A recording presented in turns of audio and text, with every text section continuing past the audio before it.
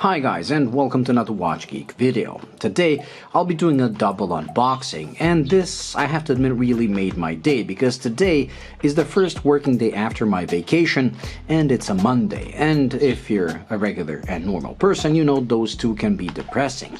But luckily when I arrived to my work, I realized that these two packages were waiting for me, which was a surprise because I've been waiting for these watches for quite some time and they got stuck in the customs, and I didn't get any notification that they left the customs, but somehow they miraculously appeared at my work. So let's open the package number one, which is a smaller one. Now I know which watches these are because, like I said, I've been waiting for them for quite some time. And the first one is the Undone Space Program Lunar Mission. This is one of the watches that was made as a commemoration of the 50th anniversary of the lunar landing.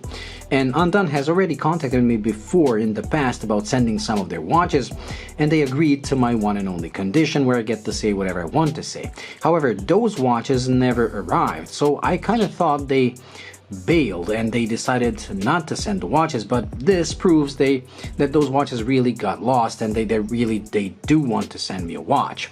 Now when they offered a couple, there were a couple of these models and they offered one for me to choose, and I decided to get this one because I just thought it looks the coolest with this little Snoopy right here on the 24-hour subdial.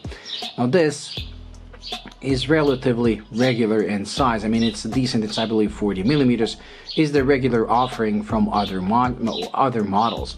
And whether you love Undone or don't love Undone, you have to admit that sometimes they make really cool looking watches, and I believe this is one of them. This is powered by the Seiko Mecha Quartz chronograph, meaning that not only do you have the sweeping seconds hand of the chronograph, but you also get a snappy mechanical feel when you operate the chronograph and an instant jump back to zero.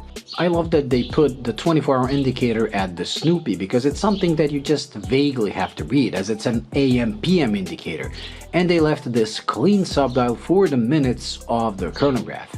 Sadly, it does have its flaw. You see, the chronograph minute wheel is, well, marked with every 5 minutes, so I wish they marked every minute so you can get a precise read. But even with this flaw, I have to admit this watch is very handsome and very interesting looking.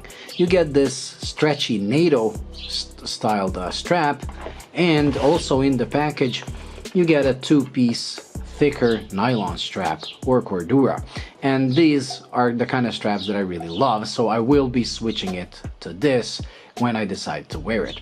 Anyways, I will be doing a full review of this model, so do stay tuned. And I have to admit I really like the way it looks in person. Okay, it's time to take a look at the second package, so let's just move this one away. Okay, the second package is slightly larger, and we can see why once we open it, as it comes in a very nice wooden box. And this comes from a brand that's actually quite loved among watch people, and it's a Zelos. Zelos has had quite a few original designed models, and I believe this is part of their popularity. They're not into homages, they really make their own designs. Now, I did an Axios review, and it's made by the same people that founded Zelos, and although Axios is playing it kind of safe by having a more restrained design that is, proven like being a bit of a Rolex Submariner homage, this model, the new Swordfish in bronze, stays true to the Zelos philosophy, meaning that it's very original in design. So let's open it. And this is their famous pouch packaging, so once we remove the wooden box, you get this pouch that can be used for transporting watches and straps. Now the package includes a very high quality Horween leather strap, as you can see, and it's very thick but still supple. And in this last compartment you get the watch, and this Swordfish in bronze is really a looker. It's a looker in stainless steel as well, but in bronze it really shines.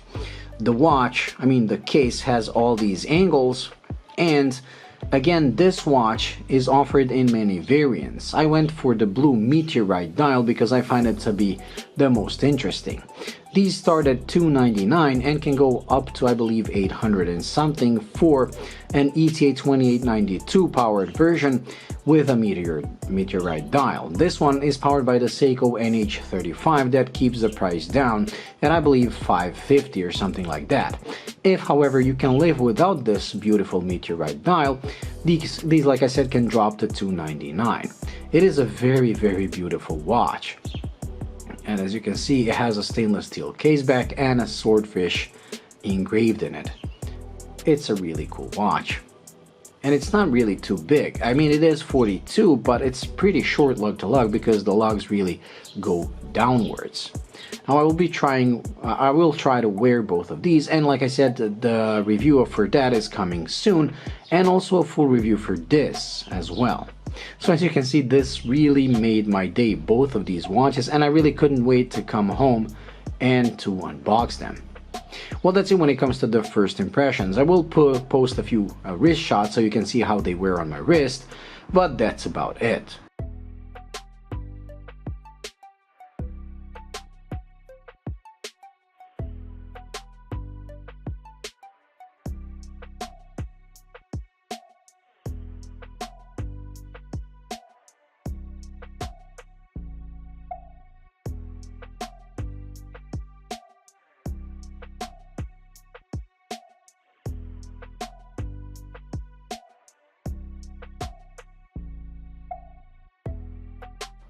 So thank you for watching. I hope you enjoyed and found it useful. If you did, please like and subscribe. And until the next video, bye.